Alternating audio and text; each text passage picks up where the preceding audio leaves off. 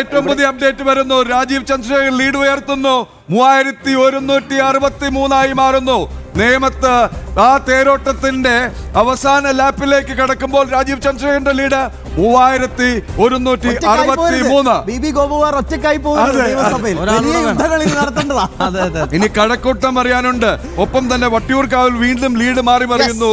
K Muraleedharan lead establish ചെയ്യുന്നു 2776. ഉദുമയിൽ 1957 ശേഷം CPM ആ സീറ്റ് നഷ്ടപ്പെട്ടു. 4 പതിറ്റാണ്ട് 39 വർഷത്തിന് ശേഷം ഉദുമ വൺസ് അഗൈൻ. കാസർഗോഡ് മഞ്ചേശ്വരത്ത് നിങ്ങൾ ഒത്തുകളിച്ചെങ്കിൽ, മഞ്ചേശ്വരത്ത് നിങ്ങൾ വോട്ട് മറിച്ചെങ്കിൽ ഉദുമയിൽ ഉടൻ കിട്ടി തിരിച്ചടി. കൊടുത്തതുപോലെ തിരിച്ചു കിട്ടിയില്ല CPM-ന്. ഏതായാലും ഡീൽ ആരാണ് നടത്തിയത് എന്നിപ്പോൾ ബിബി ഗോപകുമാർ തന്നെ പറയുന്നു. കനത്ത തിരിച്ചടി തുടരുന്നു.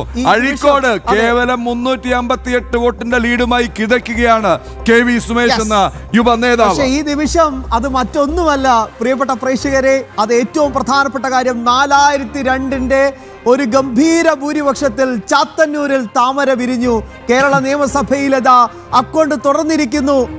ആഫ്റ്റർ 10 years 2016 O രാജഗോപാലിലൂടെ തുറന്ന BJP-യുടെ അക്കൗണ്ട് 2021 ക്രോസ് വോട്ടിംഗ് നടത്തി. രണ്ട് മുന്നണികളോട് രണ്ടുപേരും ഇനി ഇന്ന് മാധ്യമങ്ങളെ കാണുമ്പോൾ പ്രധാന ചർച്ച ചെയ്തായിരിക്കും. അതെ.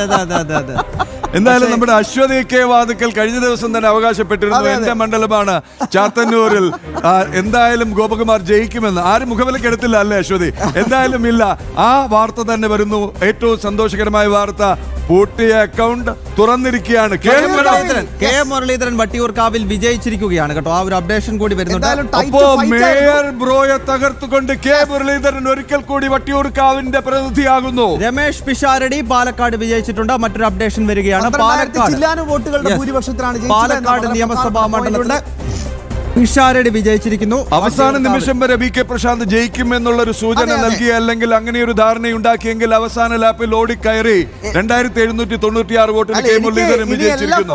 എനിക്ക് തോന്നുന്നു ഗൗതം സെൻട്രലിൽ പോയി. സെൻട്രലിൽ CP ജോൺ വിജയിച്ചായി പ്രഖ്യാപിച്ചു.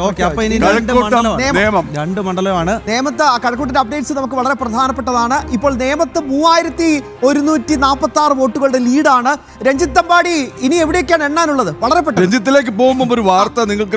ആസാമിൽ മുഖ്യമന്ത്രി കുപ്പായം തുന്നിയിരുന്ന ഗൗരവ് ഗൊഗോയി ജോർഹട്ടിൽ തോറ്റു. ഹിതേന്ദ്രനാഥ് ഗോസ്വാമി വിജയിച്ചിരിക്കുന്നു BJP-യുടെ. എന്ത് ചെയ്യും? എന്തൊക്കെ വാർത്ത? രഞ്ജിത്ത് പാടി, നേമം, കഴക്കൂട്ടം. തെരഞ്ഞെടുപ്പ് കമ്മീഷന്റെ ഒഫീഷ്യൽ വെബ്സൈറ്റിന്റെ അടിസ്ഥാനത്തിൽ ഇപ്പോൾ രാജീവ് ചന്ദ്രശേഖറിന് ലീഡ് കുറഞ്ഞു എന്നാണ് ലഭിക്കുന്ന വിവരം. എന്നാൽ നമ്മുടെ പ്രതിനിധികൾ അങ്ങനെയല്ല നൽകുന്നത്. അത് സംബന്ധിച്ച് ഒരു ക്ലാരിഫിക്കേഷൻ ആവശ്യമുണ്ട്. 12 റൗണ്ടുകൾ പൂർത്തിയായിരിക്കുന്നു. ഇനി 13ാമത്തെ റൗണ്ട് കരിമം, പാപ്പനംകോട്, പൊന്നുമംഗലം, 14ാമത്തെ റൗണ്ട് കാരയ്ക്കമണ്ഡപം, വെള്ളായണി, 15ാമത്തെ റൗണ്ട് തിരുവല്ലം, 16 പുഞ്ചക്കരി, പൂങ്കുളം, പാച്ചല്ലൂർ, 17 വാഴമുട്ടം. അങ്ങനെ 6 റൗണ്ടുകൾ കൂടി ഇനി എണ്ണാനുണ്ട്. ഇനി എണ്ണാനുള്ള മേഖലകളിൽ നമുക്ക്, അതായത് BJP-ക്ക് സ്വാധീനമുള്ള മേഖലകളുണ്ട്. രാജീവ് ചന്ദ്രശേഖറിന് ശക്തമായ അടിത്തറ കിട്ടേണ്ട മേഖലകളാണ് ഇനി ഉള്ളത്. അവിടെയുള്ള കൗണ്ടിംഗ് കൂടി ഇനി പുരോഗമിക്കുകയാണ്. എന്തായാലും ഇപ്പോൾ 12ാമത്തെ റൗണ്ട് പൂർത്തിയാകുമ്പോൾ തെരഞ്ഞെടുപ്പ് കമ്മീഷന്റെ സൈറ്റ് പ്രകാരം രാജീവ് ചന്ദ്രശേഖറിന്റെ ലീഡ് കുറഞ്ഞതായിട്ടാണ് ലഭിക്കുന്നത്. കഴക്കൂട്ടത്തെ സംബന്ധിച്ച് ഇതുവരെ വിവരങ്ങൾ ലഭ്യമല്ല. കഴക്കൂട്ടത്ത് 11 റൗണ്ടുകൾ പൂർത്തിയായിരിക്കുന്നു. അവിടെ നേരിയ ഭൂരിപക്ഷം കടകംപള്ളി സുരേന്ദ്രൻ ഇപ്പോഴും നിലനിർത്തുന്നുണ്ട്. 11ാമത്തെ റൗണ്ട് എണ്ണി കഴിഞ്ഞിട്ടില്ല എന്നുള്ളതാണ് ലഭിക്കുന്ന വിവരം. സൂപ്പർ ത്രില്ലറായി നേമവും കഴക്കൂട്ടവും മാറുകയാണ്. ഇപ്പോഴും ചിത്രം വ്യക്തമല്ല. നേമത്ത് BJP ലീഡ് തുടരുകയാണ്. ആദ്യഘട്ടം മുതൽ തന്നെ രാജീവ് ചന്ദ്രശേഖർ ലീഡ് ചെയ്യുന്നുണ്ട്. പക്ഷേ ഇപ്പോഴും ആ ലീഡ് ഒരു 6000-7000 എന്ന വലിയൊരു മാർജിനിലേക്ക് എത്തുന്നില്ല. അതിനാൽ തന്നെ നമുക്ക് ആ ചിത്രം പൂർത്തീകരിക്കാൻ പറ്റില്ല. ഒരു 4000-ന് മുകളിൽ ഈ ഒരു സമയത്ത് ഒരു ലീഡ് ഉണ്ടായിരുന്നെങ്കിൽ നമുക്ക് 2 താമര ഉറപ്പിക്കായിരുന്നു. എന്തായാലും അങ്ങനെ തന്നെ അടുത്ത ഘട്ടത്തിൽ BJP വരുമെന്ന് നമുക്ക് പ്രതീക്ഷിക്കാം. അങ്ങനെ നേമം, അങ്ങനെ ത്രില്ലടിപ്പിക്കുന്ന മത്സരം നടക്കുന്നു. കഴക്കൂട്ടവും സാഹചര്യ സമാനമാണ്. അവിടുന്ന് അപ്ഡേഷൻസ് വരുന്നില്ല.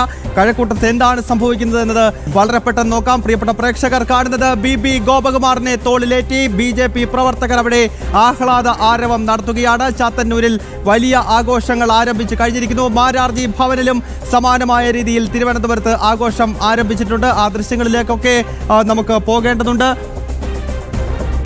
ഇതിൽ ഏറ്റവും പ്രധാനപ്പെട്ട പോയിന്റ് സ്വാഭാവികമായിട്ട് ഗൗതം നേരത്തെ വളരെ ആവേശത്തോട് പറഞ്ഞ ആ പോയിന്റ് എനിക്കൊന്ന് പ്രിയപ്പെട്ട പ്രേക്ഷകർ ഞാനും ശ്രദ്ധിച്ചൊരു പോയിന്റ് അതാണ്.